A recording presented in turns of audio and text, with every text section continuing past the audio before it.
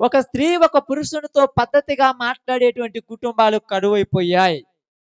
పద్ధతిగా మాట్లాడటం లేదు. ఎందుకు పద్ధతిగా మాట్లాడటం లేదంటే, వాళ్ళ హృదయంలో ఉన్నటువంటి కోరికలు, వాళ్ళ హృదయంలో ఉన్నటువంటి ఆశలు, వాళ్ళ మాటల ద్వారా, వాళ్ళ చూపుల ద్వారా, వాళ్ళ యొక్క నడవడిక ద్వారా ఎదుటి వాళ్ళకు వ్యక్తపరచాలనేటువంటి కుయుక్తితో బ్రతుకుతున్న జనమే ఈరోజు అందరూ గూడా.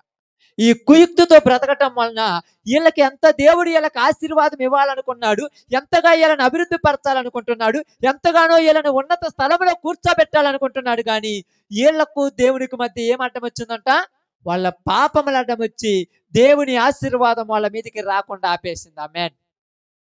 దేవుని ఆశీర్వాదం వీళ్ళ మీదకి రాలా. అందుకే అంటున్నారు, మేము ఎంత దేవునిలో ఉన్నా మాకు ఆశీర్వాదం ఎందుకు రాలేదంటున్నారంటే, దేవుని ఆశీర్వాదం నీ కుటుంబం మీదకి రావాలన్నా, నీ మీదకి రావాలన్నా, నీ నరాలలో, నీ యొక్క అవయవాలలో అన్నిటిలో దేవుని భయం ఉండాలి. ఇక్కడ యోసేపుకి ఎక్కడుందమ్మా దేవుడి భయం?